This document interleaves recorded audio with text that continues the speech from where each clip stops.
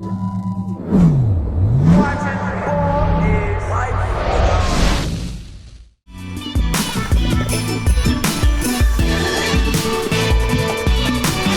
everybody to the In the Paint Show, another episode 139 here with my co-host Chelsea Hopkins and Umana. We're going to get right into it. We have a lot to talk about, a lot of basketball, prep basketball, pro basketball. We're going to talk about some NBA comments, talk about some things about the game, the overall state of the game. How you doing, Chelsea? I'm doing well, Ronnie. Happy to be back with you guys. How's it going? Good, good. Ani, what's the latest? I know you've been around. I know you've been out of town and at some basketball events. What you got going on? Oh, man, I'm still out of town. I'm in Atlanta right now, so great. Yeah, so great. I'm moving. I know you're moving and grooving. I know you watched the Elite 24, which came back after 6 years, 2016. A lot of history to it. What was your first takes of the Elite 24 on it? Obviously, it's a summer game. It's outdoors. It's pretty loose. But what was your take on it? This year? Yep. Yeah, I mean, I thought it kind of capped off the summer. We had really talented guys like Isaiah Collier. We got to kind of see him play. Sure. First time because he was hurt for a minute. Then I thought it was good, end of the summer type showcase. Obviously, it wasn't like real serious or like heavily competitive. I know the practices were more competitive than the games, but I thought it was a good showcase. I thought UA did a good job getting some of the best players in the country out there, and I thought we got to see the talent. I thought this was, just talent wise, one of the better ones. Yeah, it was a good game. It was close, and that was good. I thought they went with the kind of the all-star game, target score, and Team Future was pretty much leading the whole time. And then it was tied at 105 with 7 minutes to go. And then Future led 117-115. And then that target score with no clock, no time on the clock was 124. I noticed they kind of started jacking threes to like get to the 124 instead of playing the same game. But overall, that both teams had their chances, and then Havoc kind of took over, and that's kind of like you mentioned, Isaiah Collier from Atlanta. He, hit the game-winning three. It was a 35-footer to win the game, 124-120. Collier dominated basically the untimed session, Ani. But what did you think? Who were a couple other guys you thought stood out and did pretty well? I thought Justin Edwards did pretty good. I thought those kind of makes Chelsea's not just overall scope of the game. I thought Dennis Evans, Chelsea's boy, Dennis Evans, I thought he did a pretty good job. Yeah, there was some great protecting in there. There was some shot blocking. Yeah, there was some shot blocking and, just in some rebounding. I thought Todd Pettiford he kind of struggled scoring, but he was solid. Sure. Derek Queen was pretty good, kind of going back to a little bit on those stats. Yeah. I think I kind of like what I saw from Kwame Evans. Yeah, he pushed the ball well. He did a couple nice passes. JP Estrella was efficient. I thought Ian Jackson kind of struggled a little bit scoring. His shots weren't falling, but I thought he was pretty sound. Sean Stewart was pretty good. He's going to Duke. Big fella. He just kind of imposes well a little bit in the paint. But there was some guys that I just thought, we saw. I mean, I thought Marco Jackson, who I think has been blowing up in the spring in July, like he was really good in Atlanta in that UA summer championships. And I think he just been having a really strong July. And I thought he got to show just his physicality at the guard spot and some of his improved playmaking and shooting. Sure, no doubt. I liked Marco Jackson for Team Future. I thought he made a positive impression. Your guy, Trey Johnson from Dallas Highland, he showed a lot of pop, a lot of skill. He was pretty smooth. I thought he did good. But like we said, the big guys, obviously in a game like this, especially an outdoor game like this, is the big guys have to make the mark in some other way because they're not going to get the ball all the time. And, our guest in here in a minute, Dennis Evans, got invited from Hillcrest High School in Riverside to the event. And he was also on the Team USA that we talked about a few times on the In the Paint show that won the World Cup in Spain. So we're going to get his thoughts on that. And I think we have Dennis with us now.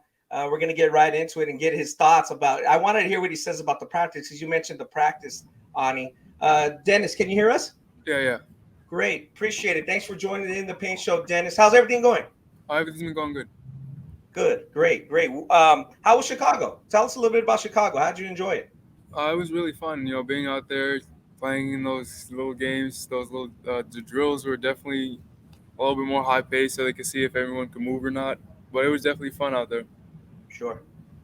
Yeah. Obviously, it was a great event. It was elite talent. and you want to play with more elite talent. You want to get used to playing with more elite talent. So Ani mentioned the practices. Talked about the practice. Talk to us a little bit about the practices. The practices were definitely an adjustment.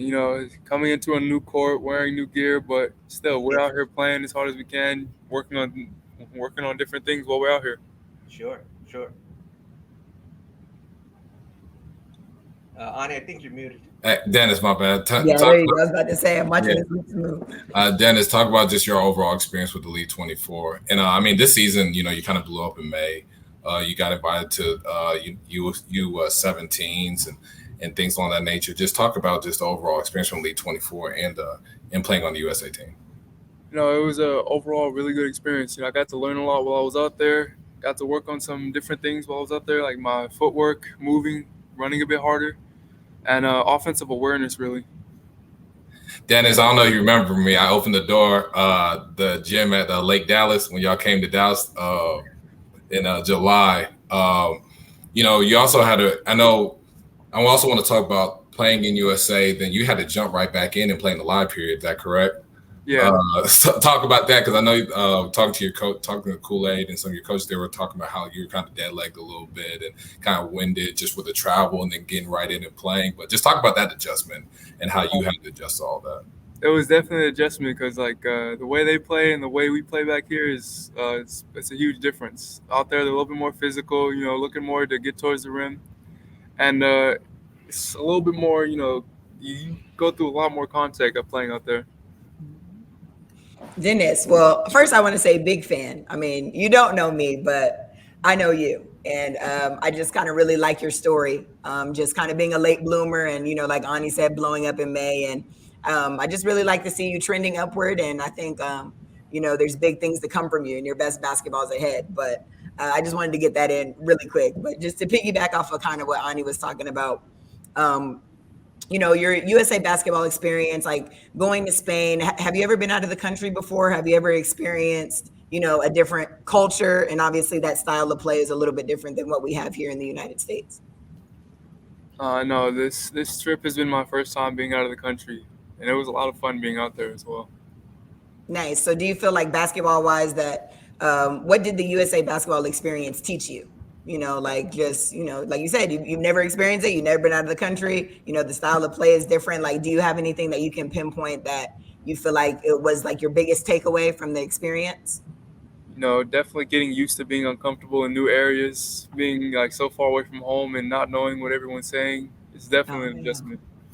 I know how that is being overseas for sure. So, Dennis, did you like the food? I mean, how many of the guys did you know? Did you like, man, I barely even know these guys. It's not like you've been playing on that elite circuit with them before. How did that go? And obviously you adjusted in, and I'm sure it was a great experience, but how did that go? Just like eating different food and then meeting the guys on the team. The food was definitely an adjustment because the way they cook things out there is definitely different. But the adjustment with the players, I've known some of them since the previous camps. And meeting some of the newer ones wasn't too difficult once you get to talk to each other. Sure. That's good. Dennis, I got to just when y'all were working and when y'all practicing out in Dallas, I got to, I got a little bit of intel about you. They talked about how you like to get up at 6 a.m. and work out every morning. And even with your recruitment blowing up and everything like that, they say you just stay humble. You just about the work and the grind. First, talk about your day-to-day. Like, what does a day look like for you as far as working out, and just how do you handle all the attention that just comes to you in such a short period? Well, to start the day off, I usually wake up around 4:30, make sure I can get something to eat before I go work out. Once I'm in the gym, now we're focusing more on the offensive end, getting my offense caught up with where I am defensively. Hopefully, I could balance out soon. But adjusting to all the attention was definitely an adjustment, but something that wasn't too difficult, luckily. Nice. Do you work out once a day or twice a day? Like, you have a morning workout, maybe like a weight schedule, or like what else do you have going for the rest of your day?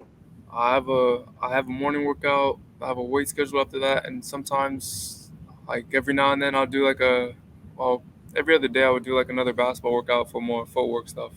Nice. Good. It's great, Dennis. So that's paying off. It seems like it's helping you very rapidly. When did you first start getting serious about the game? Tell us what your first experience with organized ball is. When did you start getting serious about the game? I feel like I started getting more serious after my freshman year. I started to see that it's actually is a really good opportunity for me to play something that I want to for a long time. Okay.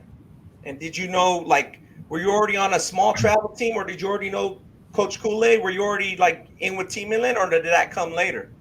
I already started with Team Inland like the year before, but I wasn't coached by Coach Cooler at the time. Why? What he just did? What he wanted you to come up to the main team and like make sure you were on a younger team? I was on the younger team at the time, but he ended up pulling me up like I think towards the beginning of my freshman year. Gotcha. Nice. Speaking of Coach Kool-Aid, he's known, he has a reputation kind of for pushing his players really hard. Tell us about your experience with him and kind of how he's helped you develop. He's definitely helped me a lot, pushing me to be a better offensive player and be better, have better awareness on the court, definitely. But he's a good coach, wants the best out of me, and luckily I was able to start with his program. Nice. Yeah, that's great. Dennis, we know he likes to push the ball. So tell us what happened the first time you shot a three? What did Kool-Aid say the first time you shot a three, man? Well, the first time I shot a three, he was really happy about it. But I remember during the first game back, I didn't shoot the ball. He took me out. Yeah, when you're open, he wants you to shoot. Obviously, I'm sure coaches want that. Yeah, what's the difference? What do you work on with Hillcrest? Like you kind of mentioned at the beginning, a lot of guys in California, they love to shoot the three. And I'm sure your teammates, shoot a lot of threes. So what's the difference there when you're kind of playing with the elite guys and what you're trying to work on with Hillcrest? While I'm here, I'm definitely continuing to work on the same things, but I work more on my passing ability since I know that I'm going to be a focal point. I know they're going to look towards me, so definitely being aware of where everyone's moving before I catch the ball and knowing where they're coming from. Nice. Yeah, Dennis, you talked, going back to your shooting, just a couple of the games and just things that I've seen from you. Your shooting, you have a really good touch on your shot, right? And I think your post game is starting to kind of develop as you're kind of getting stronger in your lower body. Just talk about like teams are now starting to throw double and triple teams at you that I've seen. How have you been able just to adjust to that? It's definitely been an adjustment. I have to start moving a little bit more quickly and know where my teammates are, so I can always try to pass out for a repost or hit them in the right spot so they can get a good shot. How does that make you feel when people double team you? Like I always does it make you feel good? Like, dang, like I'm really a beast. They got to send 3 people at me, or like how does that make you feel as a player? It's always a good thing, the fact that they're never going to leave you in one-on-one coverage because they know that you have a better chance of scoring that way. For sure. Yeah, talk to a little bit. Let's go back a minute, Dennis. Take us back to the Fantastic 40 in Miami. I was there. It was March, I believe, 2021. We weren't sure there was going to be a high school season, and you were starting to show signs. You played with another big man from Florida, with Kool-Aid there, and you showed signs of becoming a top flight prospect. But in your opinion, how much has your game improved in that year and a half? What parts of your game do you feel has really improved since that tournament in Miami? I feel like my defensive movements and my offensive touch has really improved since then. Because back then, I wasn't looking to touch the ball at all. Okay. I didn't really know how to shoot the ball too well, so most of my points would come off cleanup. So I would always focus on trying to get by someone or reach my arms out or try to get the ball before they could. Yeah, that makes sense, and that's quite honest. Chelsea, why don't you ask a little bit about what he thinks about his future and as far as college and what? Yeah, Dennis. So you're rising star. Prospect, college coaches are starting to kind of come after you now. I'm just curious first, what was the first school that offered you, and what type of program can you see yourself being a part of in terms of style of play? Like what would you like as a player? I can't really remember the first school that reached out and offered me, but in terms of a program, I want to end up in a good program. They're going to push me hard to be the best player that I can and try to continue to grow my abilities and hopefully become really good at it. Nice. Dennis, I have a question. Where did you get your height from? I got my height from my dad's side. Okay. How tall is your dad? My dad's about 7 feet. That makes sense. And your mom? What about your mom? My mom's about 5'10". No, she's still tall. She's That's taller than pretty me. tall. Yeah. That's pretty Wow. tall. So did you have a spurt, Dennis, where it came at once, or you've been growing gradually? And if you did have a spurt, did that kind of jack you up, like maybe having pains or like, I can't play basketball like I want because I'm growing so much. It's hurting. Did you have any of that, or did you just gradually get bigger and bigger? Well, at first it was gradually, but there was like a small spurt where I grew a little bit quicker, and then it slowed down a bit after that. But it was like I think it was coming into my freshman year. Gotcha. Like seventh to ninth is when I had my spurt, because I think pretty sure 7th grade I was about 6'6" maybe. Gotcha. Oh wow. And Yeah, it's still big. I was still very tall. But like coming into 9th grade, I think I grew to 6'9". Gotcha. Nice. So Dennis, now that you're starting to get, recognition from these high major programs and, you're on the circuit and you're doing well, how do you see the process going for you? Like, have you already started to maybe narrow down a couple of schools? Or are you just kind of taking your time? Like you still have time to kind of figure things out? Where's your headspace when it comes to like picking a college, I guess, at this point? Right now, I'm just looking to figure things out, get a better feel for the programs and hopefully make the right decision coming closer to the road. Nice. Makes sense. Last question, Dennis, I won't let you go. Like when you were at Elite 24, were you able to ask some of the other guys about colleges, or like, hey, some of them have been being recruited for a long time, maybe know a little bit more about the landscape? Were you able to talk a little bit to any player or coach about like, I'm learning about this, and did you get anything good out of that? We definitely talked, but we didn't talk too much about, the college programs and all that. We're just out there mainly having fun. Sure. Talking about the different things that we were doing out there. But like some of the dudes, they would talk about their programs. They would mention it. You hear some good things, but at the same time, you never know what's truly 100% because they're going to be biased about it because, it's a program that they're looking to go to. Sure. Yeah, they're trying to get you to try to get a big man to help them block shots. So that makes sense, Dennis. So we appreciate your input and we appreciate you taking the time to come out with us, and good luck this season. Good luck, Dennis. Thanks. Be good. Take care. Take care. Yeah, Dennis I like his short, straight answer because you get a lot out of it. It sounds like he's not saying much, but he's saying everything you need to know. Right. Short and sweet and to the point. And I hope you guys saw how I slid in that I am his new biggest fan, and that, he has my support. So it's only up for here. Kid's going to do very well. Seems like he's on the right track. So good luck to him. Yeah, definitely. It sounds like, he, like you said, Ani, he did do some good things. What did you see, Ani, that like the speed of the game? He mentioned that like he's got to work on the speed of the game. That he obviously can block some shots. He could rim protect. So what's the next step for him? I just think just strength. I think playing lower and just being stronger. He likes to post up like outside. He can't really seal and post up, like get like deeper position on post ups. It's more just kind of like from that 15-foot area. Once he gets stronger, especially with his lower body, which be able to allow him to like fight through some physicality and rebound out of his area better, I think he'll be okay. I just think it's more of a strength thing, and his footwork's getting there. Obviously he's left hand heavy. Ideally you want him to be able to go right as well, especially with hooks and finishes. But I mean, you see the shootings there. You see the touches there. You see he has good hands. He runs the floor fairly well. Now, do I wish for him to rim run a little bit better? Run rim to rim better? Yeah. I mean, not just me being nitpicky, but I think the biggest, like, you say that swinging, it's not even really a skill, but just a trait that he needs to improve is his strength. He needs to get stronger, especially in his lower body, which will allow him to be more, that imposes will more in the paint, more so than just being kind of more of a 15-foot and out guy.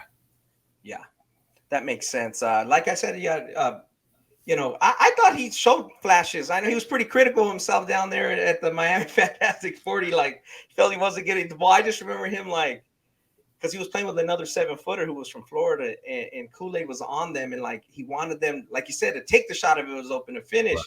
He was just being so conservative, and I guess, like you said, his whole personality is kind of grown into the game, and like his confidence is just much better than it was then. So I think that's changed a lot, but like I thought some of the talent and some of the things he's showing now were there, and you can't. He sounds very like that was the great answer. He's saying like, I'm not going to trust these guys on these colleges. I'm going to do my like own homework because it's new to him. Like these guys could be influencing. Obviously some guys are more influential than others. So I thought that was great. And one thing about Dennis does a lot of observing. Yeah. And he's going to figure out, like, I think he'll get better. Me talking about strength, like when he gets on the college campus, they're going to get him stronger, right? Mm-hmm. Like if it doesn't happen in the high school level, it's going to happen in the college level. You'll get stronger. Right. But like I think he's observant. He ain't going to say a whole lot. Like that's how he was in the gym. Like you see him in tournaments, he's not going to say a whole lot. This is actually the most I've ever seen him talk, even though we were bombarding him with some questions. We were bombarding him. Yeah. But I've really seen him talk. So he's an observant guy, and he's gonna look and he's gonna try to get better. And he has a work ethic, and I think in time we will see what he's capable of being. And shout out to Coach Hugh Wood from Hillcrest for helping us. Absolutely. He obviously took some time, and he's not like our guy Ian who runs the school. Like Dennis needed to get in the library and get some quiet time. So we appreciate that. But we mentioned him being soft-spoken. So let's switch gears and talk about somebody who's not soft-spoken, who is at the Elite 24. A former player in the Elite 24. He played in the first one and the second one, Brandon Jennings. He's obviously was Under Armour's first really big spokesman. And Steph Curry talked about that too. And Steph Curry talked about that, I think, kind of recently. He was like, yeah, we were the guys that got smoked when Brandon had 55 in his 5th NBA game. Yeah, he dropped him a couple times. So he'd mentioned that. He was kind of funny to Steph because it's like he eventually became Under Armour's big spokesman. But Brandon had a lot to say. Chelsea, why don't you talk about a little bit what Brandon said, and now you can kind of follow up. And we've talked about we've talked about that subject before, which is kind of like the state of the NBA, and is the fans getting their money's worth? And the tickets are a lot of money, and then some guys sitting out. So why don't you talk a little bit about that, Chelsea? I mean, I think I do think that the fans are getting their money worth. Basically, Brandon's trying to say that the product is kind of watered down now, because the players have so much power. But I think deservingly so, though. I think for the most part, like when these guys are playing and they're playing throughout their seasons, like I don't think any of them necessarily want to sit out. Like LeBron's chasing the championship, like Kawhi chasing the championship. A lot of these premier guys, we have this rest that they're taking and stuff lately. But when it's time to play, and they're really just trying to prepare their bodies for the playoffs and for the biggest stage, in my opinion. So I don't really think too much into it when Kawhi is sitting out game 43 of the regular season at, Utah, for example. So I understand that it's disappointing to the fans because when you're paying, obviously you want to have the best people out there. Sure. But this is just the nature of how things are. And the game has evolved tremendously.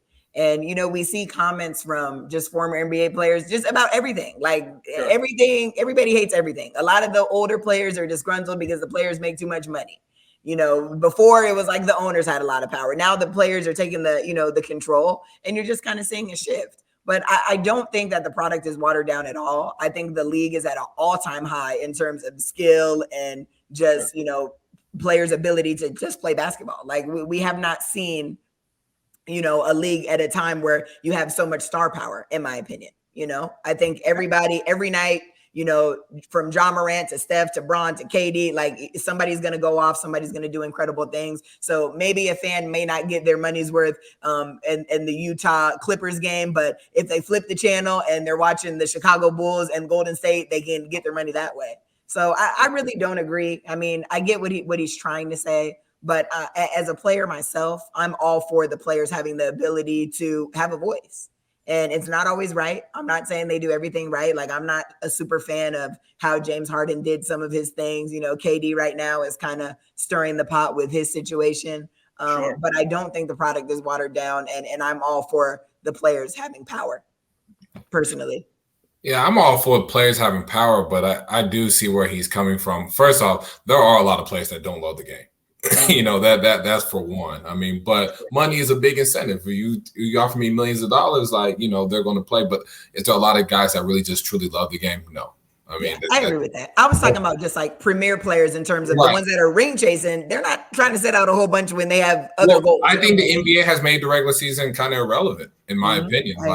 I mean, there's a reason guys are sitting out because the regular season doesn't have as much of a value than it did, let's say 10, 15, 20 years ago. Right. And these guys, like, I mean, you look at guys like Zion Williamson, who hasn't played but maybe 1 year, and he gets a max extension. Like, guys can sit out for long periods of time and still make $200 million. And there's nothing in the contract that says they got to play X amount or whatever. So I love that the players have power, but the NBA, the regular season is not valued like it used to be. So someone like Kawhi is going to play 50 games. It just doesn't matter as much, right? If the NBA regular season, like if you said there's only 6 playoff spots, I guarantee you per conference, I guarantee you they're going to play 80-some games, right? I think the NBA just has to be more creative on how those things. But like me personally, like that has paid to go to games. You know, I just love basketball, but if I'm a casual fan and I don't saved up some money and spend $350 like in the Mavs, like if I got some decent season, spend like $350 and Luka's not playing, you know what I mean? Like I'm gonna be pissed. No, for sure. Like, I'm gonna be pissed because I saved up my money to watch Luka. Sure. You know, they're not real Mavs fans, they're Luka fans. You see what I'm saying? So like, or when Lakers come into town, people want to see LeBron.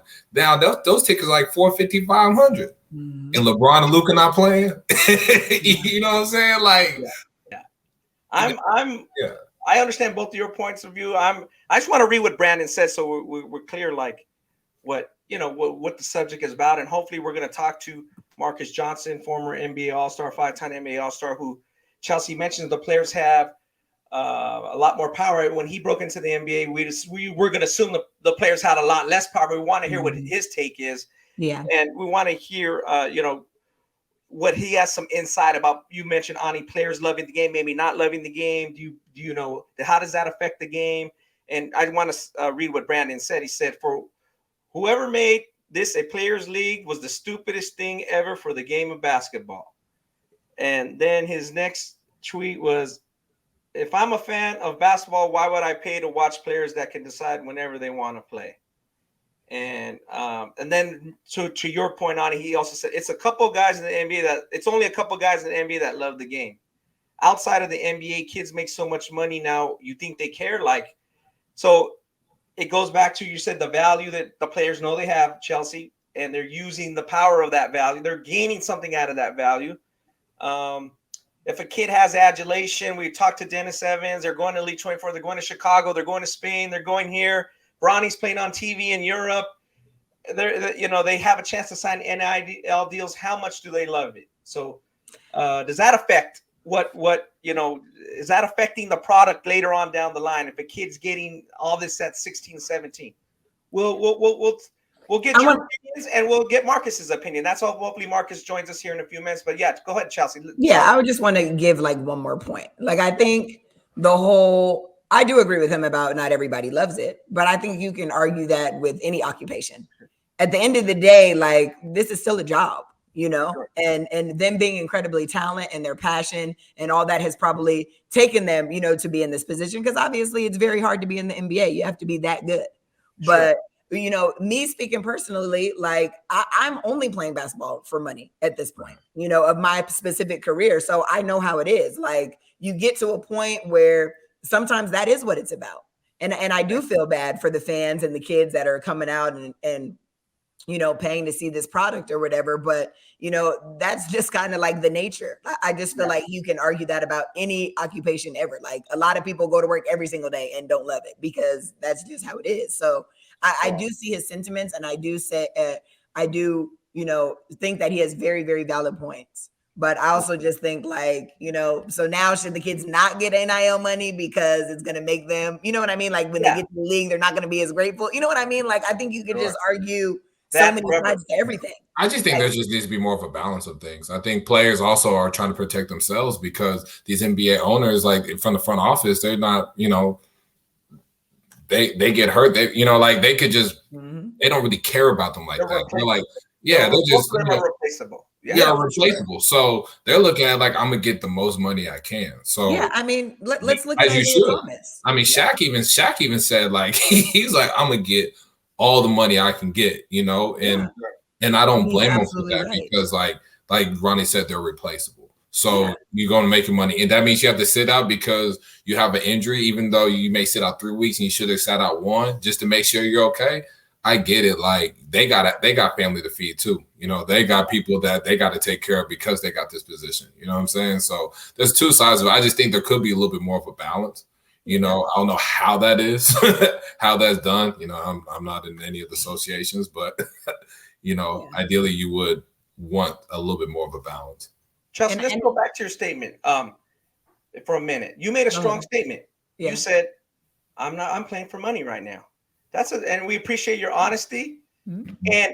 But what from my point of view, who's never played pro basketball or basketball after high school, how does that change your approach? Are you even more focused? Like, I'm not going to get injured. I'm not going to do anything stupid. I'm going to be smart on the court because I don't want to get hurt and I don't want to mess up this money. Or does it change it like, hey, well, maybe today you know what? Today I only went 98%. I really didn't give 110%. What does that do to your mindset?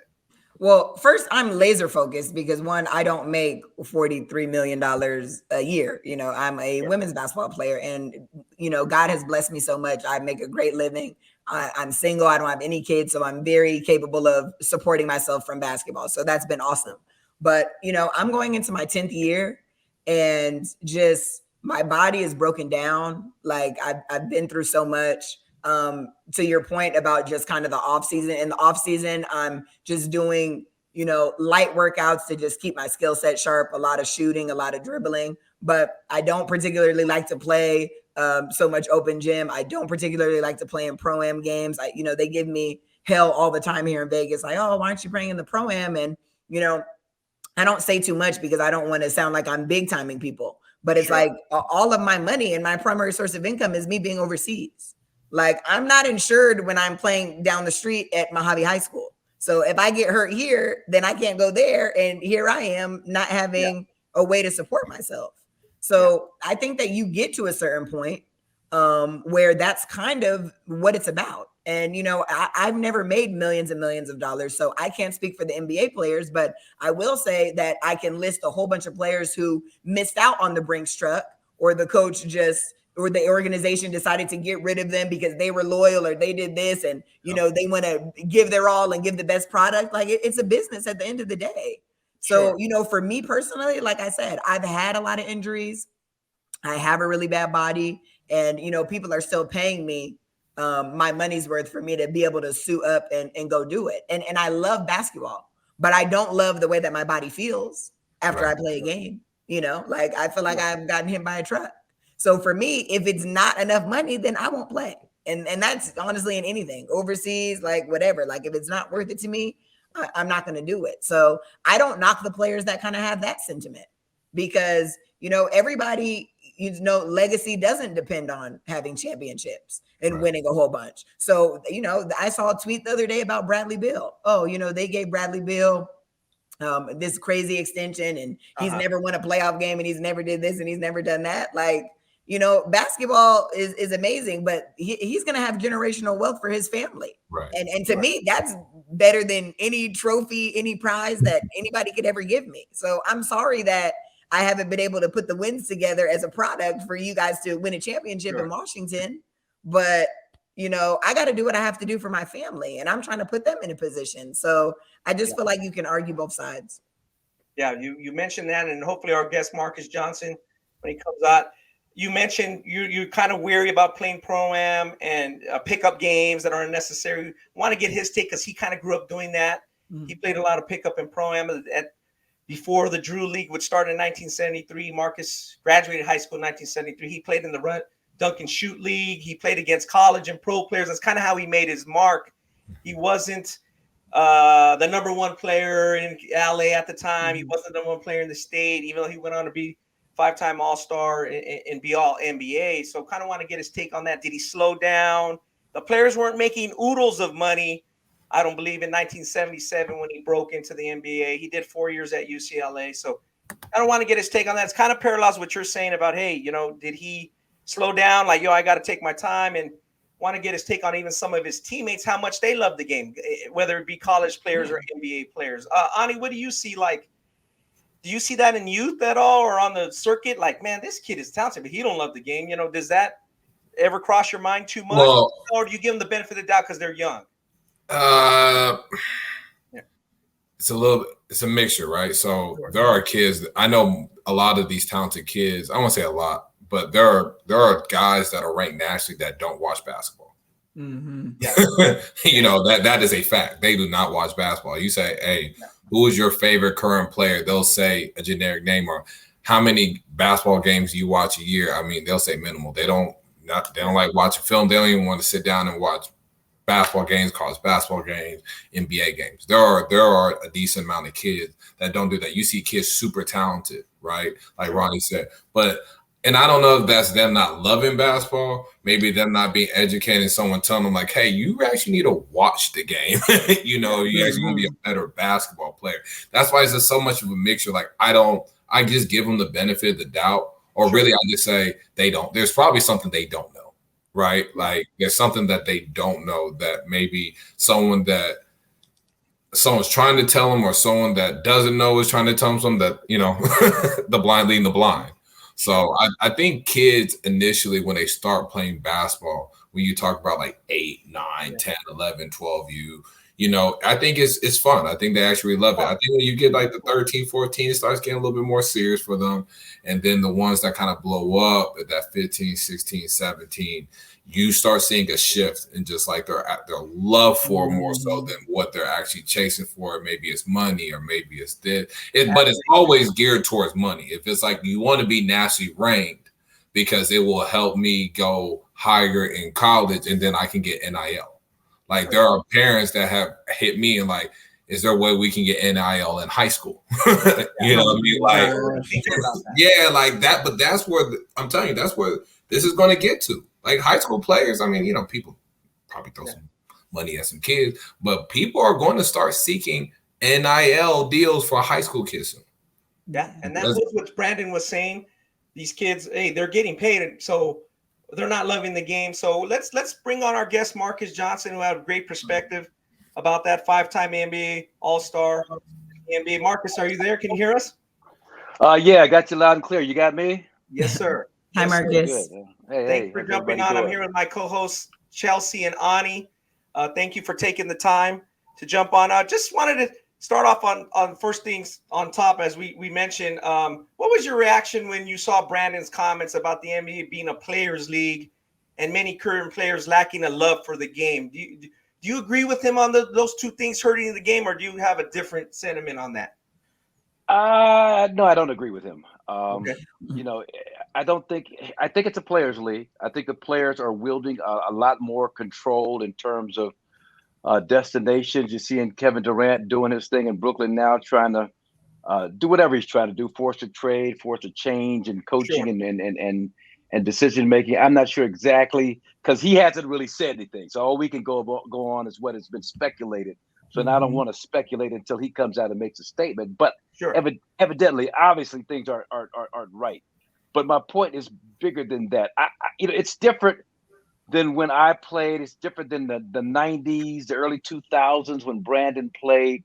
It's a lot more money involved. These guys are a lot more insulated. I think that started probably around the time that Brandon came into the league with Milwaukee Bucks.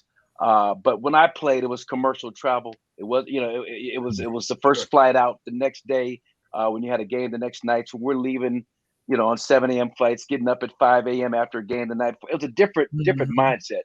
Today, it's all about resources and making sure that these organizations provide not just adequate resources, but they've got to provide the premium resources so that these guys want to come to the gym, want to spend time with each other.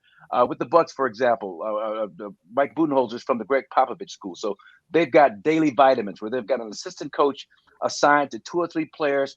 They touch base every day, whether it's on the court for 20 minutes, whether it's in the office talking about life for 20 minutes. But they do a great job of connecting. So I think it's more incumbent upon the organization, or just as incumbent upon the organization, the coaching staffs, to make that connection, to do what it takes to provide the resources in this highly competitive situation, this environment of professional sports, to really make these guys thrive as athletes.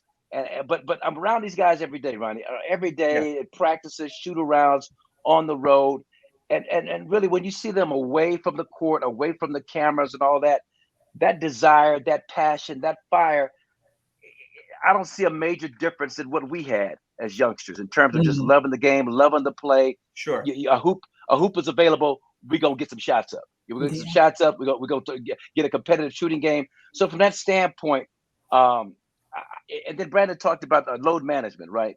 Yeah. I think it was one of the things he kind of came out against. And I remember, and I won't tell this player's name, but when I got into the league in 1977, this player on my team in Milwaukee told me, he's like, look, man, it's an 82-game schedule. All you got to give them is 72 games. Give them 72, and they're happy. So make sure you take care of your body. Don't try and play all 82 unless you feel like, unless you want to.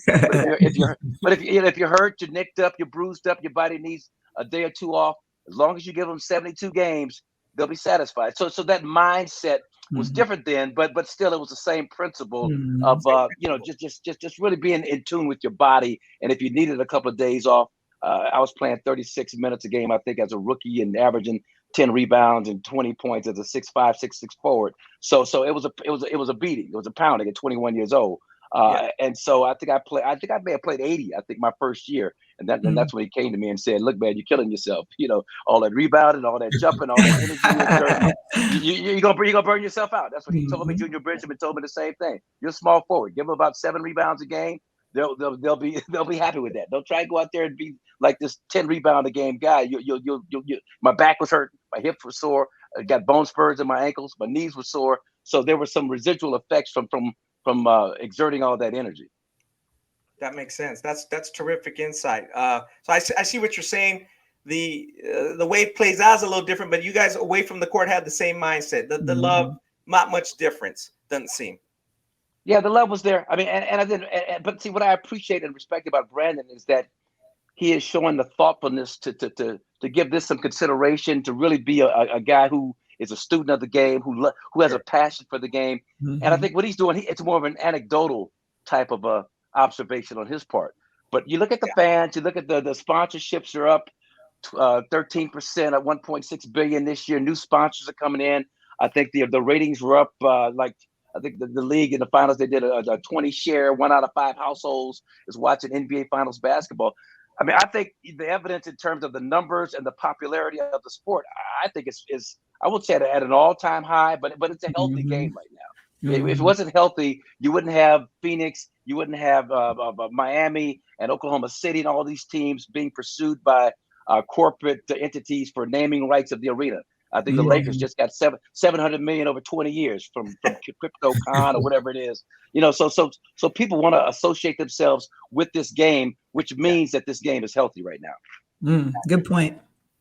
Go ahead, Ani. Yeah, Coach. What do you feel about? So you kind of mentioned the deal about KD wanting. They talked about the reports him wanting a way out of Brooklyn, and now players do have more of a say-so on, their destination and stuff like that. How do you feel? What's your take on that? Just guys, kind of forcing their way out of teams. Well, I mean, teams have always had the hammer. Teams have always been the ones that have had that power. And so, yes, it's not something that we're comfortable with, something that we're used to in terms of, like myself, being around since watching professional sports since the 60s, 70s. It was always the teams that had the upper hand. Sure. Now players are realizing that they've got some leverage. Now, when I played, the only leverage I had, so in 1979, 1980, I'm first team All-Pro with the Milwaukee Bucks, top 5 player in the league, 26 points a game, 55% from the field, number 1 in offensive box plus minus or whatever. Had a great year. The Bucks came to me going into my 3rd year when I was going to average 30 and said, no, average 20. We don't want you to average 30. We want you to average 20. Don Nelson sat me down in his office, and it was brought to my attention, and I saw it at the time, but it was a financial thing. A part of it was financial. Yeah, he wanted to have more balance, but if I blew up and averaged 30 and I'm first team All-Pro, I was making $100,000 a year that year. That was the same time that Ted Stepien took over with Cleveland. He paid James Edwards $700,000 a year. He paid Scott Webben $700,000. He offered Otis Birdsong $1 million. These guys are nowhere near first team All-Pros. They're good, solid role players, Birdsong was an all-star, right. but I'm making 100. They're making 7.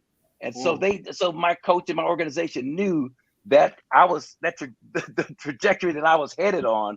So they wound up bumping my salary up from like 100 to like, I think 200, but it still pales in comparison to what some of these other guys are getting paid. So my point is that the ownership has always been the ones that controlled the purse strings, control how much you make. As players, the only leverage you had, which was my point. And the guy that gave me this idea to hold out back in those days too was Will Chamberlain. Will Chamberlain used to play with us at the men's gym on UCLA's campus. When he's like 45 years old. He's 45. We're all in our 20s, and he would hold his own, but he would hold court after we played and talk to us like an hour, sometimes 2 hours outside the Wooden Center, outside the men's gym, and just talk about how important it was to get your money. He was all about getting paid. Now he said back in his days with Jack Kent Cook, Ronnie, what he would do, he'd have a kind of a strange hamstring injury that wouldn't get healed until his contract was improved. So he couldn't come to camp. He couldn't come to camp because that hamstring was he told me this. My hamstring was a little sore, and then Jack Kent Cook would finally capitulate, tack another $50,000 onto his contract. Oh yeah, the hamstring is feeling a lot better now. So it's nothing new. Is my point. This stuff has been around. This has been around for a long time. Yeah, you made that point, and also I was kind of reading. I think sometimes the 70s and 80s, like players would say they wouldn't want to get drafted by that team that had the number one or had a certain overall pick. Didn't players at least have a little bit of leverage on just where they could get drafted as well? Well, I mean, not really. I mean, it's certain guys. Kiki Vanderway, I believe, was drafted by Dallas, I think, and refused to show up because the organization was in such disarray at that time. There's some guys that refused to report. But your name got dragged through the mud with such intensity that it was almost like when I held out in Milwaukee. I mean, it really takes a toll on you because you're painted as such a you're not honoring a continent. We're in a country here that is notorious for breaking treaties and breaking agreements and everything else. So that's what we do. Whoever got the leverage is going to wield that leverage. But now all of a sudden, if you're a player and you say, look, my peers, my contemporaries are making 5 times more than I'm making. I don't want that 5-time increase. I want a 2-time increase. Now all of a sudden, you're a guy who's not honoring your word and honoring your contract. Sure. But leverage is something that you've got to take advantage of because it's real fleeting. It only lasts for a finite amount of years. And if you don't take advantage of it, you'll probably regret the fact that you didn't. Gotcha. Marques, do you agree with the assessment that fans are getting a lesser product and an eroding product because the players can sit out? Or did you already answer that earlier when you're saying, hey, the league is healthy?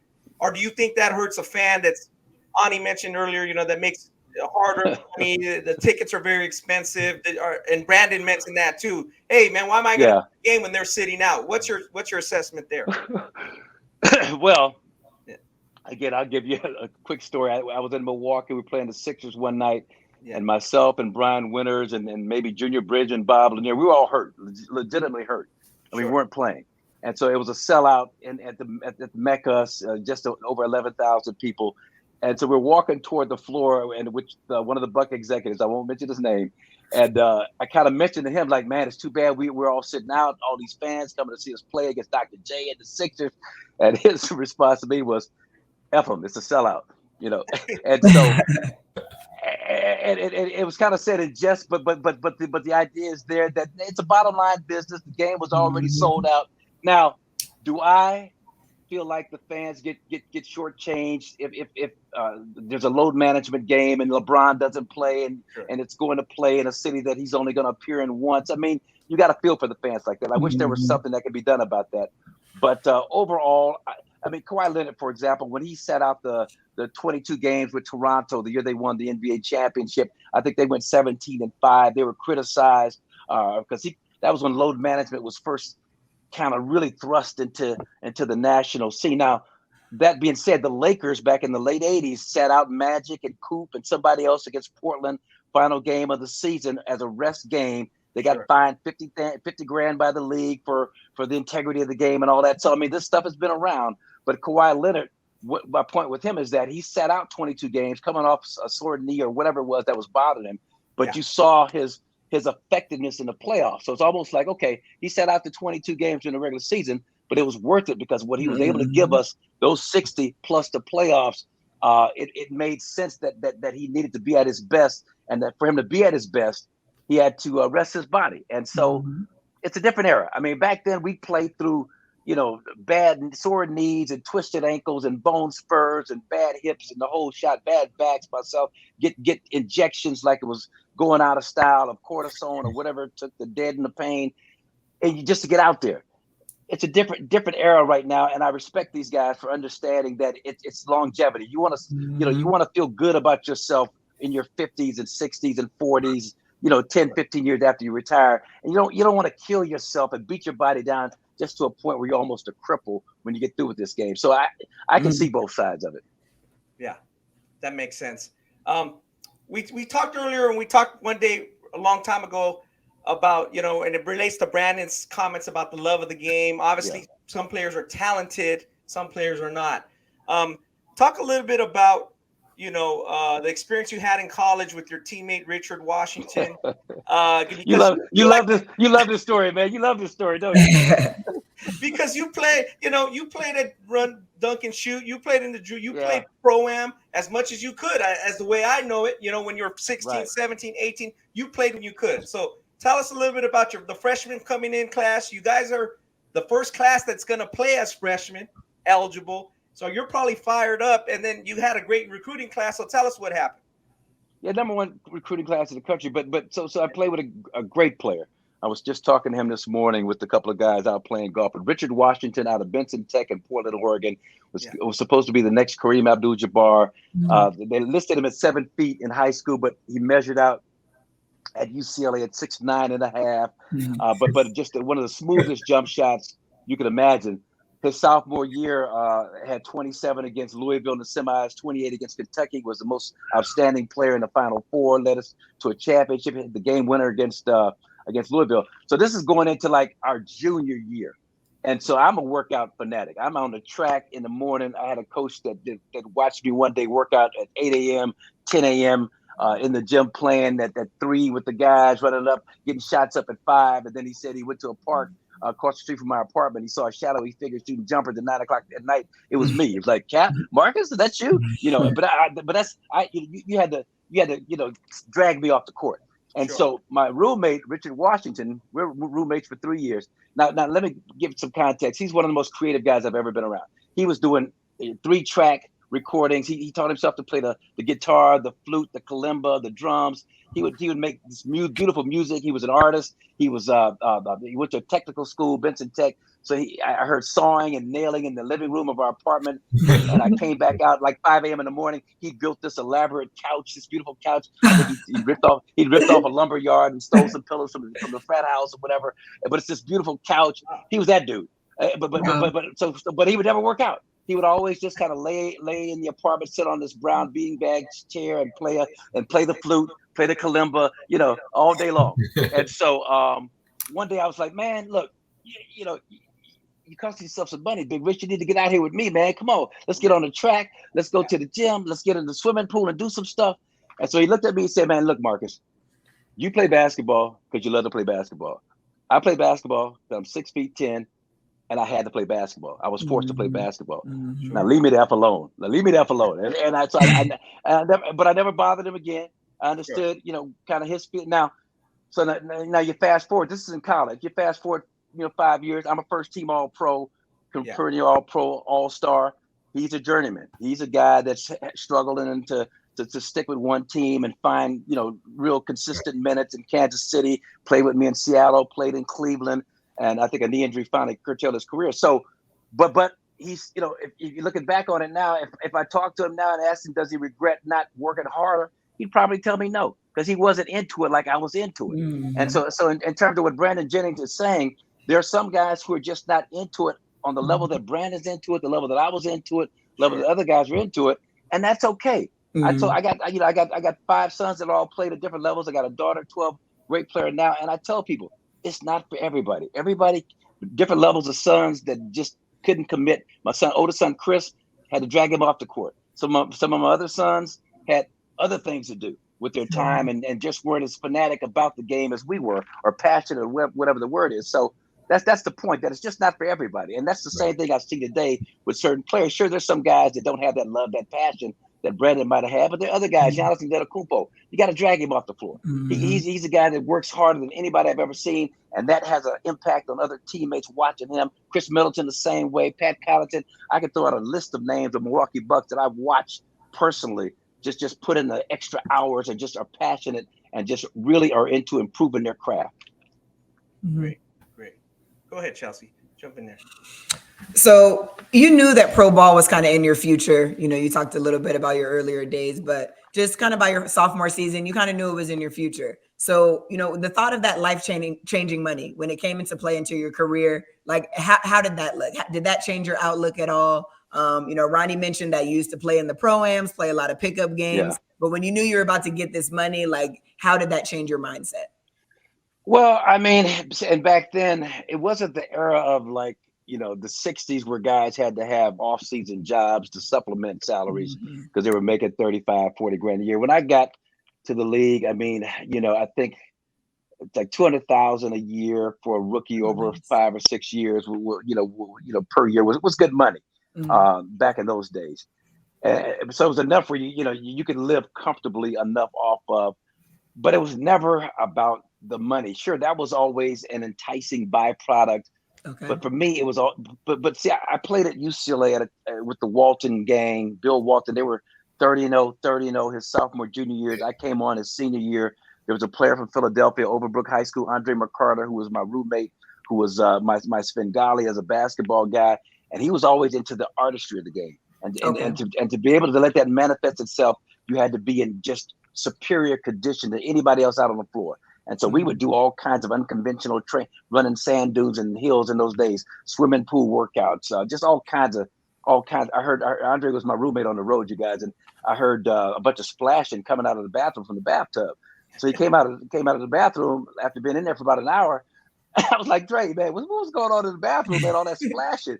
He's like, I was working on my quick hand drills. I was in the water, got some resistance, and I was doing my quick hand stuff. And that's kind of his senior year. He wore a Chinese straw kind of triangular hat with the Chinese robe, dribble a basketball to class everywhere he went with that outfit on. I mean, so we had it was weird. It was different. It was strange, evidently, but we had a different mindset about where we wanted to take our games. And to be able to do that, you had to work on your ball handling, work on your shooting, but most importantly, be in great condition. So that was the thing that that drove me more than anything else. And I grew up, you know, Dr. J was just kind of coming onto the scene with the Virginia Squires and the CBS ABA game of the week on Saturday mornings. I get up early to watch him play. And so the artistry, the beauty of the game, being able to efficiently dominate the game offensively was really big on our radar back in those days. And the money and everything else, it wasn't like endorsements were just out of this world and the yearly salaries were out of this world. So that was a byproduct of it, but it wasn't the primary driver in terms of getting you out there every day. Okay. Now, which to the point. Let me add this. I heard you guys talking about the NIL. The gentleman talked about trickling down to high school, which I believe is true. It's an accurate statement. The name, image, and likeness. I think it's going to get down to high school players. But the one thing to keep in mind, I think even these high school players realize is that you're not going to get all that dough, all that cash, all that scratch unless you're a top 5. You know what I mean? And they're not giving it to everybody. And so in terms of being a motivator for these guys, now maybe the motivation is not the same, not as pure, whatever you want to call it. But to me, it's like whatever it takes to get you out there and to try and improve yourself on a daily basis. I don't know. I don't know how much I can criticize that. So I don't know how bad it will be for the game. That remains to be seen. But I think it's going to be that carrot on the stick that's going to cause guys to really get out there and put forth the effort. I mean, and I'm seeing it now with the high school kids, the trainers, and the stuff that they're doing. I mean, they're serious about it. Maybe it's the NIL that's motivated them. Maybe it's the love of the game, but they're motivated to improve themselves just like we were back in my day. No, for sure. And I think to your point, though, Brandon's comments, like, you know, they're more for the kids. Like, you need to love it when you're a kid because you're trying to make it, you know, but when you're talking about guys who already have a $250 million contract, that's a little bit different. Like maybe my sentiments have changed, but for the young people that are trying to get the NIL deals, that are trying to be in the NBA, like that's a totally different ball game than kind of I think what Brandon's sentiments were. I think it's different. You know what I mean? It's different, but so I look at a couple of guys, DeMar DeRozan, who I know really well. I watched him work in the summer and how hard he works on his craft, and you can see he's in his 12th year, 30 years old, 31 years old, whatever it is, and came out and had one of the best years of his career. And that doesn't happen falling out of bed. That's the preparation that he put in heading into the season. James Harden, watch him this year. James Harden, his body looks good. He's dropped some weight. It's not because he needs the money. He took a reduction in salary, a longer extension, so he gets more cumulative money. But for him, it's pride. He wants to get back to that level where he is James Harden of Houston days, where people are thinking about him as one of the top 5, top 10 players in the league. Now, it may not happen, but I'm just making the point that it's not based on, I want to make some more money. He's made incredible amounts of money, 40, 50, 45 million a year, whatever he's making the last few years.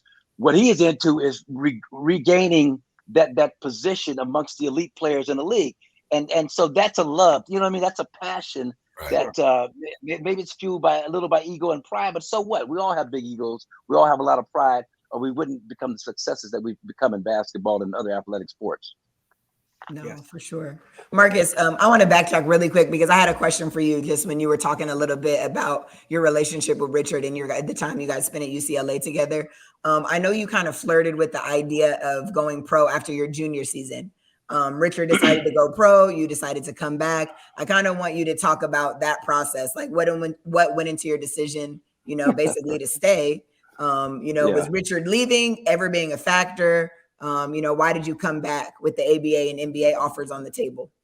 Okay, well, I hope we have some time here because I got a story for you right now. I sit down. I got a story. Like Biggie, sit down. I got a story to tell. It ain't about a New York Knicks either, but no. So what happened? We were both being recruited by the Denver Nuggets. The merger was just about to happen in 1976. After our junior years, the Nuggets provided transportation for us to go down to Denver and watch the Nets and the Nuggets play in the ABA finals. I saw Dr. J and David Thompson, one of the greatest aerial shows I've ever seen in my life. These two were dunking on each other, taking off from the free throw line. It was crazy. It was so spectacular. I was all set to go to Denver. Denver backed out on Richard. Carl Shearer was their general manager. They backed out on Richard, but Larry Brown told me that he really wanted me, and I was set to go to Denver. Larry Brown's brother, Herb Brown, was the coach of the Detroit Pistons at the time. Detroit was in the NBA. Remember this. So it's 1976. Merger was just about to happen. The Nuggets were going to sign me right out of UCLA without me going through the draft, going through anything. They're just going to sign me to a contract. $200,000 a year. It was going to be paid $50,000 a year over 20 years, like a deferred payment type situation. So I was ready to go, ready to sign the deal. At the very last minute, I think Larry Brown had told his brother Herb what they were going to do. Detroit had the 3rd or 4th pick in the NBA draft. Herb Brown told his general manager, Ozzie Feldman, they complained to the league. The league told Denver that if they did sign me without me going to the draft, that the merger was off. You can forget about the merger. If you're going to start poaching kids right out of college without them going through the process. That's not happening. And so Denver backed off. Now I heard also, Ronnie, guys, that Larry Brown and Herb Brown didn't talk for 20 years over that. Based on that, what happened with that situation. You can. There's some articles that talk about that. So what happened? I thought that. So now Detroit. Here's the other part of the story. So talk about the money and all that, and teams wielding the power. Detroit had offered me when they thought I had an option to go to Denver, $100,000, $125,000, $150,000, $175,000, $200,000 for 5 years.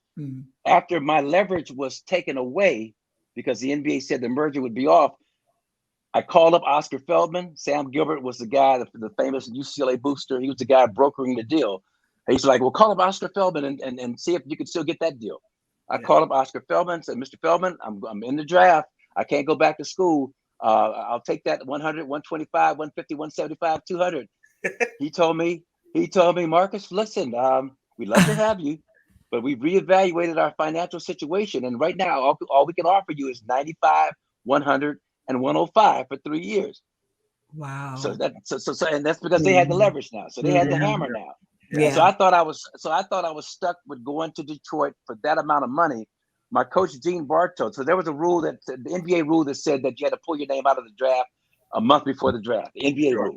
My coach at UCLA, Gene Bartow, called Walter Byers, got him on speaker, and said, Walter, Gene Bartow, Marques Johnson's in a pickle here.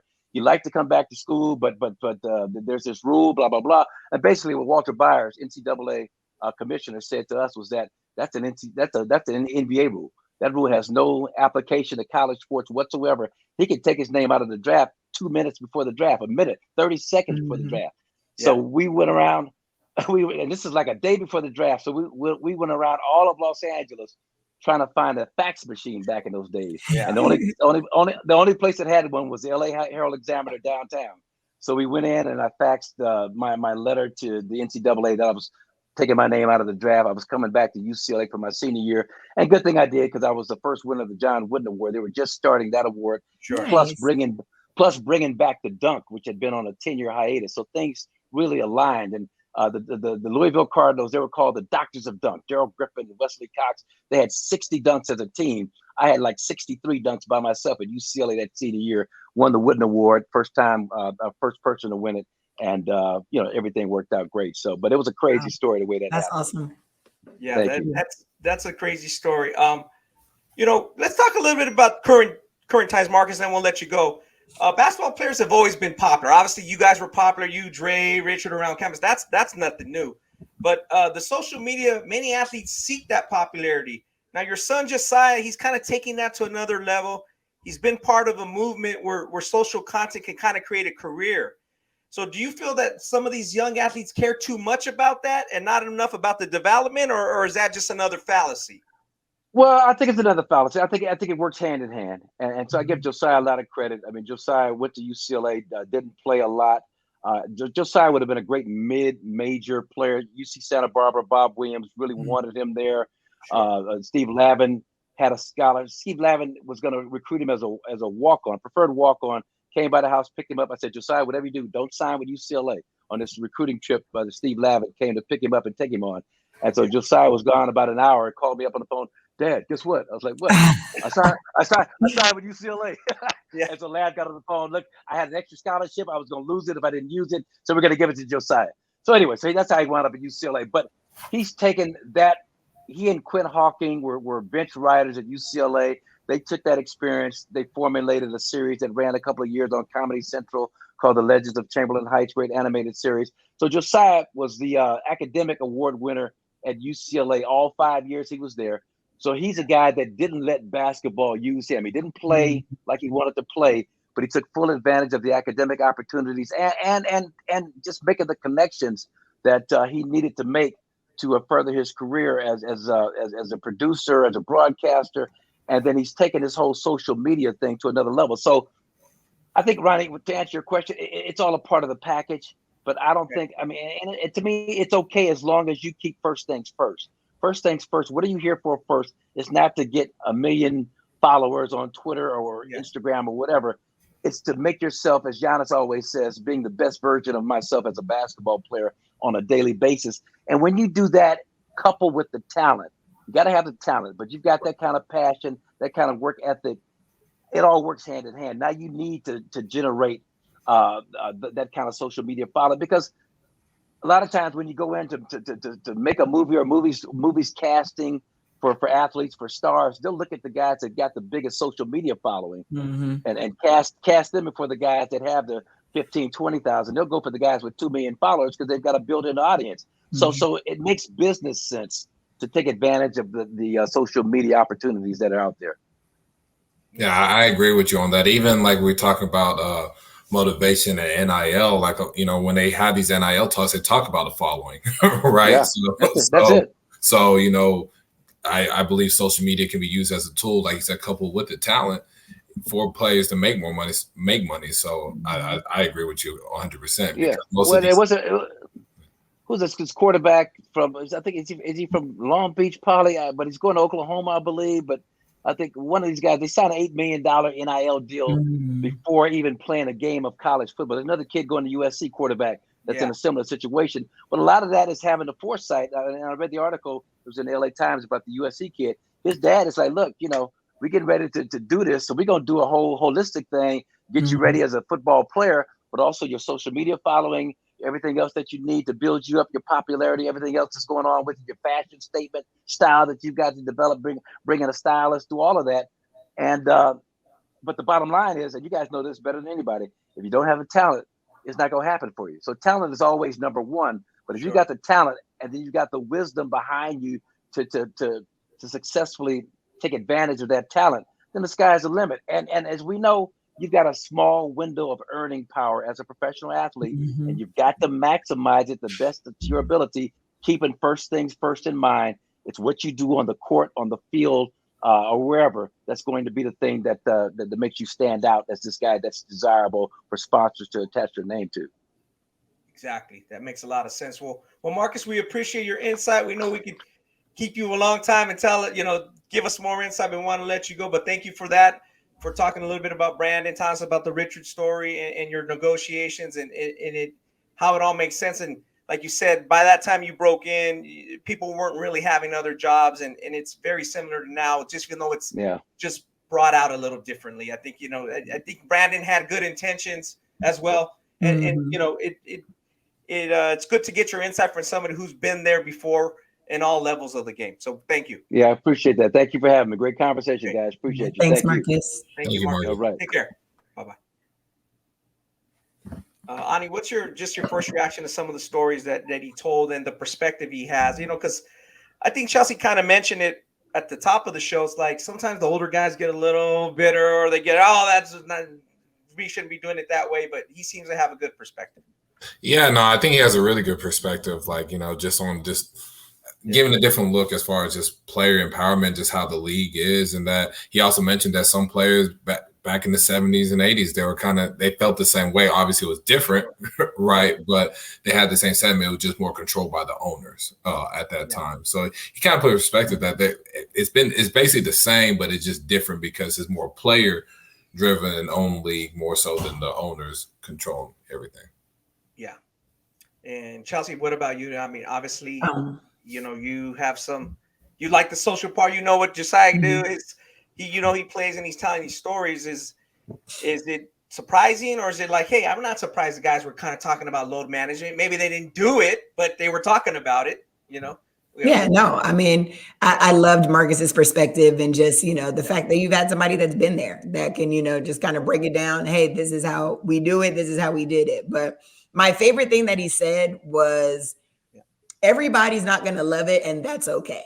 Right. Like, he literally said, that's okay. Like, so we can nitpick about who loves it the most and who's doing that and who's doing this. But it's like, some people, like for his friend Richard's like, hey, I'm doing this because I'm good at it and I'm tall, but not because it's what I want to do and not because it's who I am. And I really feel that because I love basketball and that's been my identity for a really long time. But now I'm at a place where I'm trying to identify with other things, and people only know me as Chelsea, the basketball girl. Right. But hey, I'm good at this and I'm good at this, and I have 2 degrees and I have a master's. Like, I could do other stuff. Yeah. So I really, really, really just enjoyed his stories and just his perspective on everything. And I don't disagree with anything that he said. I think he hit the nail on the head, from social media to just players who, working hard. DeMar DeRozan, he gave an example of how, in his 13th season, how he's just elevated his game. So I totally agree. I really enjoyed talking with Marques today. Yeah, I agree with the majority of it as well. I like to hear the money, Detroit pulled it back because Denver had to pull out. So, but I do appreciate the thing where the players say, hey, man, give him 72 games. If you have a nick, and maybe he didn't sit out. Like he said, I think at the end of the day, he still played close to 82 games most of his early years. Yeah, he did. And he became one of the best players in the league. And the thing with Richard, again, it could be injury, it could be, like you said, maybe the work ethic, the injuries caught up with him. But that's interesting to say. Maybe. But you made a good point, Chelsea. He still said at the end of the day, even if he called up Richard today, Richard would be like, and so I played 7 years. Right. Made my money, still made it. Like, I did it. What do you want from me? Yeah. Well, Chelsea, if you start making couches, if you start playing the flute, we'll forget about your basketball career. Then you won't be labeled a basketball player.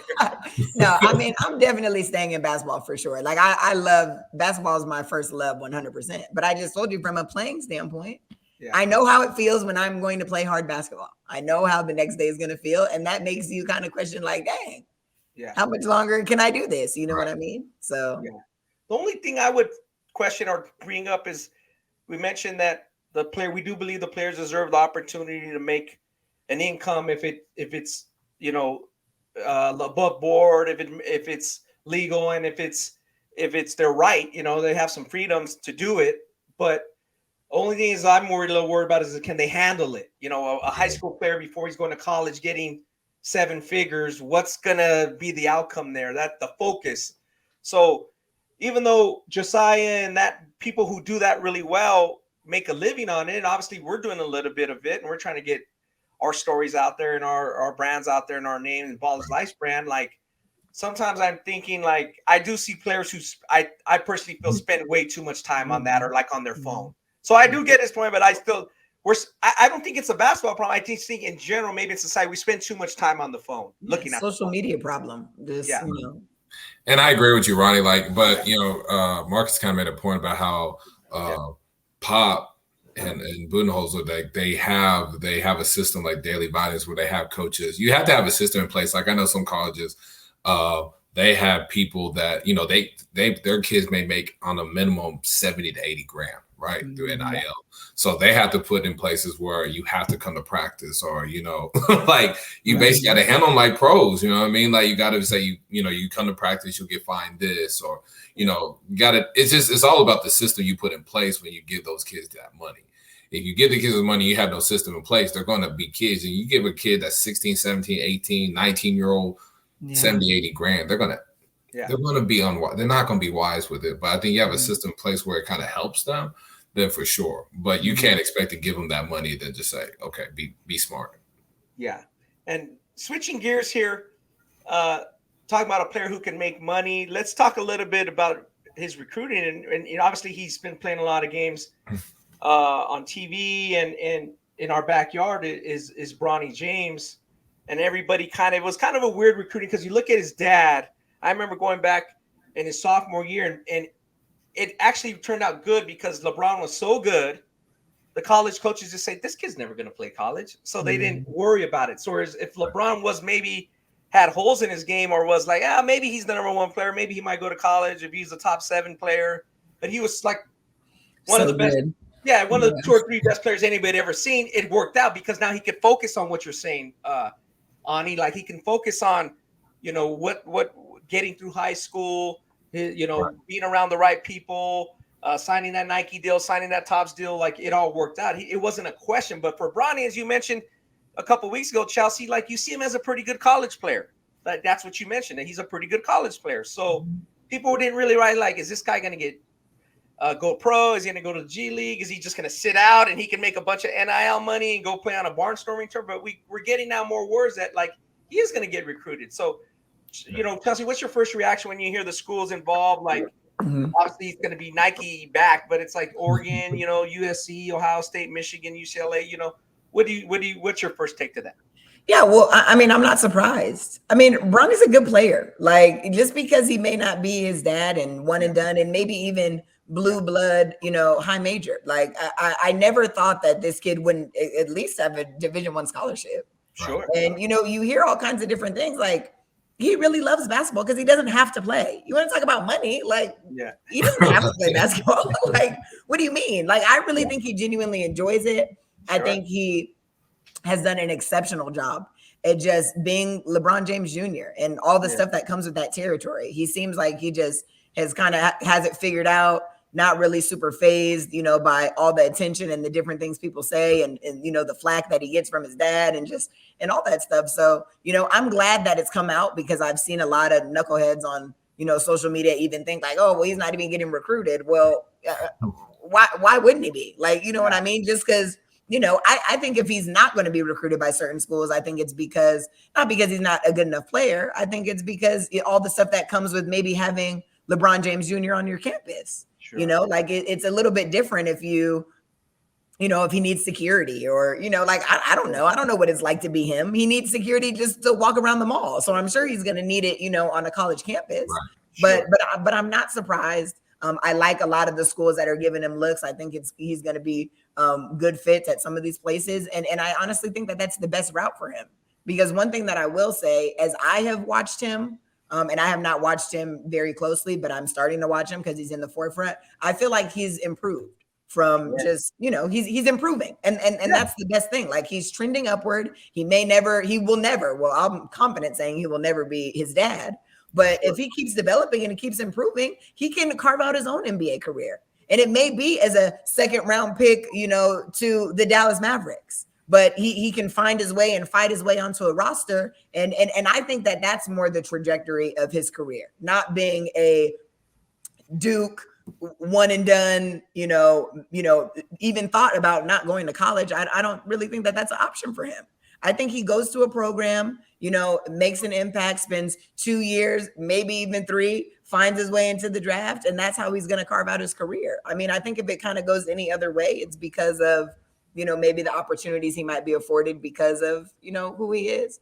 But I'm not surprised at all and I'm happy that, he's considering it, because the feedback that I'm getting is Oregon is his number one, choice at this point. I don't know. That's what I heard. And I can see it. I think he'll definitely benefit from going the college route. Yeah, absolutely. I mean, he's a good player. He's going to be a good high major player. Now, is that 2, 3, 4 years? We really just don't know.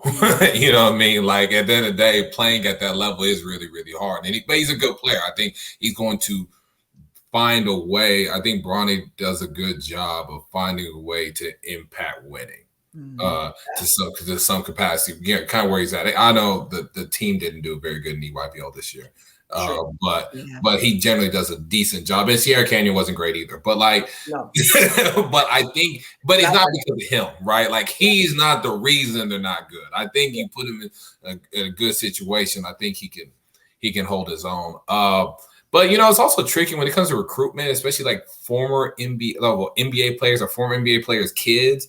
A lot of information is not really getting out like that for them.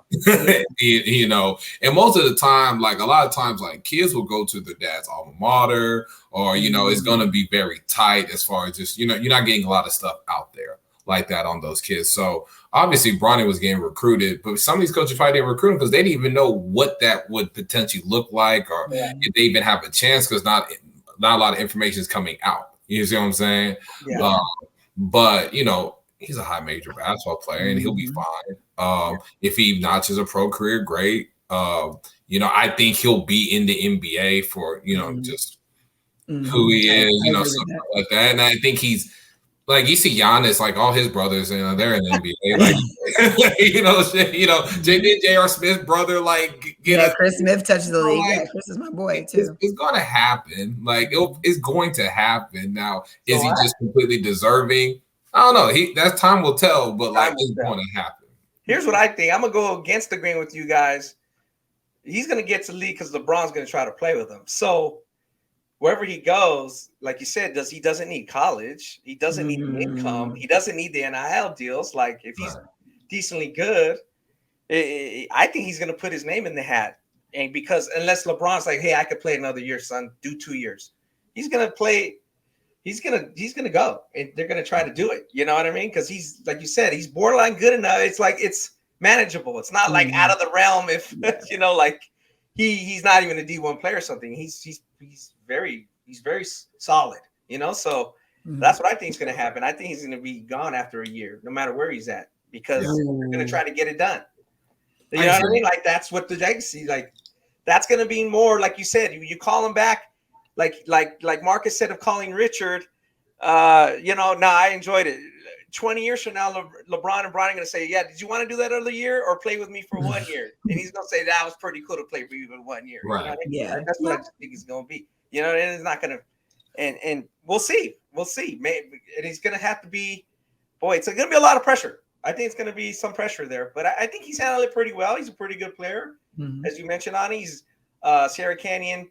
Right now, they're in that Axe tour in Europe. They're not really playing too great. They're not as a team. They're 0-2. They have one more game. And what I do see is that this year, Bronny, if the roster stays the same, and obviously school starting around California, is these weeks, the next couple of weeks, is he's going to be their best player. So he's going to have ample opportunity. Chelsea, as you mentioned, he's kind of Bronny's played with a lot of talented players since his freshman year. You know, whether it's Amari Bailey, a few other guys that are playing the NBA, BJ Boston.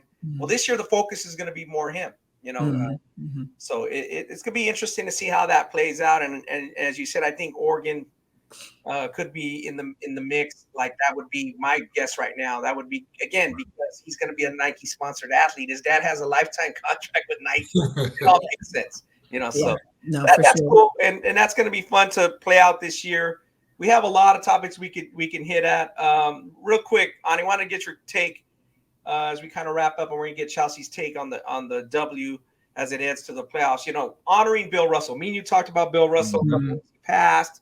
A lot of celebrities and athletes have passed, unfortunately, in recent times. But Marques mentioned Dr. J. I mean, I'm sure Marques was pretty fired up to watch Dr. J play. I would be fired up to watch it. It'd be like watching Jordan, right? So it's like, does the number 6, should Philly retire the number 6? Now Bill Russell's the number 6. Like, that's a great gesture, but is that the proper gesture for every team? Like, no. I mean, they busted Will's behind like 3 straight years or something like that. Like, they done took about 3 or 4 titles from Will. I don't think for every team in the league. I mean, Boston did. I mean, what was it? 8 straight. You know what I mean? Like busting other teams up and not just having their number. Yeah. Right. Like I think that stuff still is in those teams' history. Those programs still remember that. So I mean, obviously, it's just you honor Bill, but I think some of the teams, especially that been in the league in the 40s, 50s, 60s, 70s, that had to endure all that. Like, I don't know how I feel. Like if I was Philly and I had to on a number 6 for Bill Russell, and he probably took literally 4 or 5 NBA championships away from Philly. Yeah, and it's the same thing with Jerry West. Obviously, that documentary that came out on HBO, and the Showtime documentary, about the Lakers, and Jerry West is made out to be this guy who can't stand losing at any turn, and that Celtics loss has really hurt him. And even when he won the championship, the last one, they lost the one that really hurt him. He said was 1969, that they were clearly better than the Celtics. They just, they blew it at home in Game 7, and he eventually won the title in 72 against the Knicks. And it was like, he was like, so this is what it feels like? Like it didn't erase the pain, as you mentioned, Ani. So now for him to go see a number 6 goal in the Crypto.com, and it said Russell, like you're right. Maybe they could honor him in another way, not to copycat Jock. I just don't. I love it, but not to just copycat Jackie Robinson. Like the 42 means something to me in baseball. I'm a big Dodger fan. The 42 is everything. Like, and I see what it does in baseball, but I'm not sure it has the same effect in basketball. Right. Like it's a more of an individual game. 1 or 2 players can completely change your whole franchise, where it's not really like that in baseball. Right. So honoring that 42 is different. So that was cool, but it's a cool gesture. I mean, I don't know if you guys have any other ways you would think they could honor him, but they made him the NBA Finals MVP. So I mean, he's already been honored in other things, but boy, that's tough especially for Philly. I mean, Dr. J means a lot to them. Number 6. Right. Yeah, it's tough. So let's switch gears here. And Chelsea, obviously, a lot of basketball. I know you watched a lot of WNBA in the recent weeks. And what's going on with the playoffs? And talk a little bit about just the season in general. Okay, for sure. So the WNBA wrapped up the regular season this past Sunday. It really honestly went down to the wire. A lot of the teams that were bottom, kind of playoff contenders were all like in a 4-way tie. It was like 14 and 20 between like Sparks, New York, like Phoenix. Everybody's basically trying to fight for those last 2 spots or whatever. So it turns out that the Sparks were eliminated. And the stage is pretty much set. The bracket is set. The final team to get in was the Phoenix Mercury. and which was, they had to do some work at the end of the season. Diana Taurasi basically announced that she's out and that she's not playing. Skylar Diggins has been away from the team for a little bit for personal reasons. So I really commend those girls. Just a lot of role players kind of grinding it out, not having obviously Brittany Griner as well, their stars, and still being able to hustle up some wins to be able to secure that 8 seed. So that's awesome. But basically Vegas winning is number one. Vegas and Chicago have kind of been going back and forth all season, kind of wrestling with that number one spot. As of last week, Chicago had it, but they played the Aces here in Las Vegas. I was actually at the game that past Thursday, and the Aces kind of just handed it to them. And then they ended up finishing their last regular season game this Sunday against Seattle, and that just sealed the deal for them. They have the tiebreaker over Chicago too. So even though their records are still relatively the same, they went in as the number one. So we have Chicago at the 2 seed. We have the Connecticut Sun at the 3 seed. Seattle, Washington coming in at 4. Washington Mystics at 5. So that 4-5 matchup between Seattle and Washington, that's the matchup that I want to see. It's a little bit unfair because those teams are both like super talented, and it sucks that one of them is going to be eliminated in the first round. But any new, people that maybe have never watched WNBA before, I think that's a great, first series to kind of get into. You have all the star power you can handle with Breanna Stewart and Jewel Lloyd, and obviously Sue Bird, who is in her final season with Seattle, playing against Washington with Elena Deladon, who's had an absence from the league, but she's back this year and she's killing it. Alicia Clark, Natasha Cloud. So that is my series to watch for at least for the first round. And then to wrap up, the 6th spot is Dallas. The 7th seed is the New York Liberty, and the 8th is the Phoenix Mercury. So the playoffs are going to get started tomorrow. It's going to start with the 1 and the 2 seed. So it's going to be the Aces taking on Phoenix here in Las Vegas versus the Chicago Sky taking on the New York Liberty in Chicago. So that's going to start round 1. And one thing I just want to mention a little bit too is the WNBA kind of switched up their format this year. They were getting a lot of not negative feedback, but just fans didn't like last year that the first round of the playoffs was a single elimination game. Wow. So I liked the games because they were super intense and it was like a fight to the death. But, it's kind of not fair to have your whole entire season on the line for one game. So basically, they did away with that. You're going to go first round is a best of 3. Second round is going to be a best of 3 also. And then the finals will be a best of 5. So that's the format that we're looking at. Playoffs are going to start tomorrow. Just a couple notable things too that have happened in the WNBA. Asia Wilson and Breanna Stewart are fighting for league MVP. It came out today that the AP has named Breanna Stewart league MVP by a hair, which, the AP poll is not the same as the WNBA. So the awards are totally different. And the WNBA awards are the ones that we basically recognize. But, just like kind of with high school rankings, Ronnie, Ani, there's outlets, different organizations. Yeah, exactly. 40 News used to name player of the year. Yeah. Yeah, absolutely. So AP came out today. They gave Breanna Stewart the edge, and they gave Asia Wilson defensive player of the year. But in my personal opinion, I think Asia's going to get WNBA MVP from the WNBA itself. Just she's been exceptional on both ends of the floor. Her last game that basically sealed the deal for them to get that number 1 seed was over Seattle. She had 25 and 10.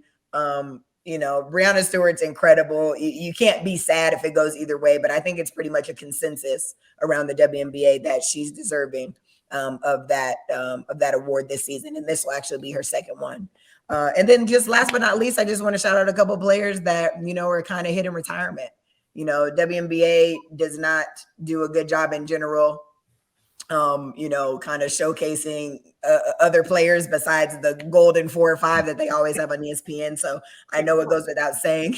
I know it goes without saying that people know that Sue Bird is retiring after 19 seasons. Seattle legend, probably the most decorated athlete, Seattle's probably ever seen with her. So, kudos to her. She's finally hanging it up. I'm happy that she is, let's see how the next chapter goes for her. And at least she'll have, one more shot at a championship before she walks away.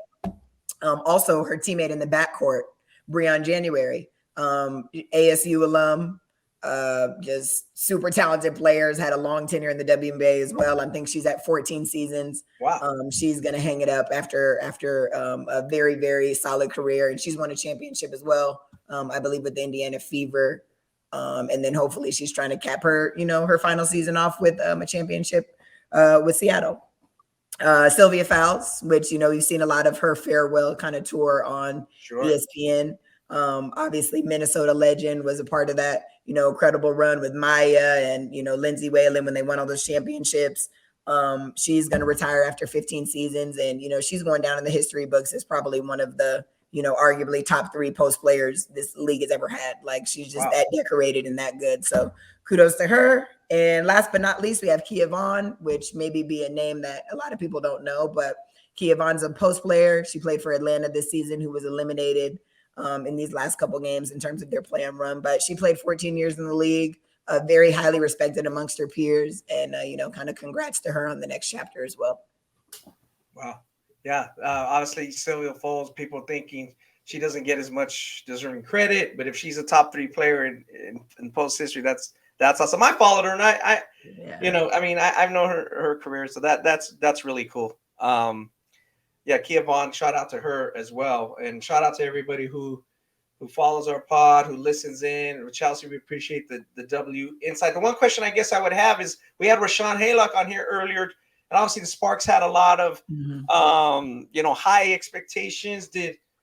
Is there any team that exceeded expectation this year? We know the Sparks are probably the disappointment because of what happened, obviously a little bit away from the court, but how about a team that really exceeded expectations? Is there any team that exceeded expectations?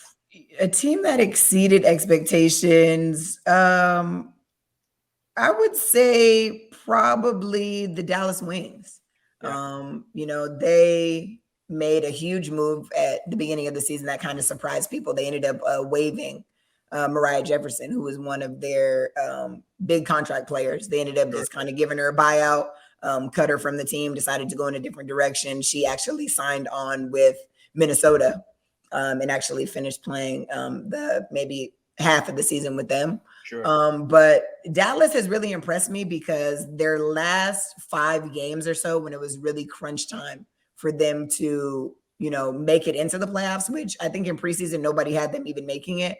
But they needed, let's say their last 6 games, they needed 4 wins to basically get in. And they ended up playing these games without their star player, Enrique, who went down with the injury. And just to see those girls just step up and to rally and to win those games, to be able to secure a spot, I think nobody really expected them to do that. So they, got all the way up to the 6th seed. And like I told you, 6, 7, and 8 was really tight. So it was really by a game or so. So it kind of looks a little bit, it looks like they had more separation than they really did. But it was just them kind of grinding it out and securing their place. So I think that they're the biggest surprise. And I also think that they're a team that's just gritty and tough. And it's not really a team that I want to play if I have to, kind of pick the teams on the list. I don't think that they're the most talented, but I think it's they're a team that kind of always hangs around. It's dang, they're only down 5. It feels like we're beating them by 20, but they're in the game. That's the type of team they are. And now they're kind of, they've allowed Marina Mabry, who is a former Spark because Derek Fisher cut her. She got picked up by Dallas and she's been incredible. 25, 28 career highs her last several games. She's kind of taken over because Enrique's not playing and she's been exceptional. So I think they're my surprise team. As far as the Sparks go, a lot of internal issues, as you know, with them. Liz Cambage situation. They had the Kennedy Carter trade, and that was kind of a lot too. She was in the lineup, then she's not playing, then everybody's wondering kind of what's happening. Obviously, Derek Fisher getting fired as well. They definitely were the biggest disappointment when you look at just a roster from top to bottom. But I can see them bouncing back. They're going to obviously have to make some changes, and starting kind of just, I don't even know who's going to be the head coach, there next year. They have I think 3 or 4 players that are unrestricted free agents, but I wouldn't be surprised if they just shook it up and come back with a whole new team. You know what I mean? So I'm very interested to see what they do, but I just encourage people to watch the playoffs this year because the basketball has been very high level, especially as of late.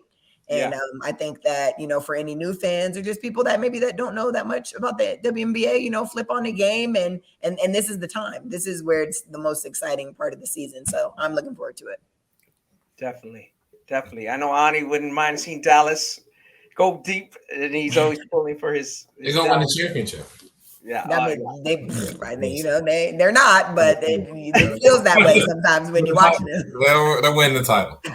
That's funny. But yeah, you're right. It's a great time to keep watching the ball. Obviously, it's a slow time for grassroots, high schools gearing up, and I'm getting just ready for the preseason, and obviously as the WNBA heats up.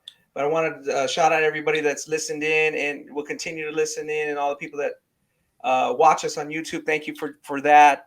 For the coaches out there, I will be sending out questionnaires. I've already hit you some of you guys up. I'll be bothering you via text message.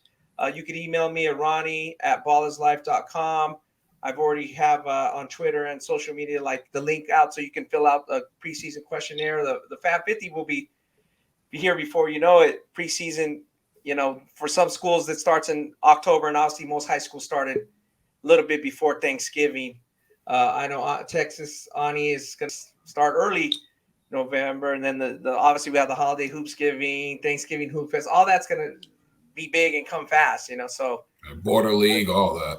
Yeah, we got the Fall League, Border League in Vegas that will be really good with high level teams, and I'm looking forward to see who's where. And right now, it's like I'm starting.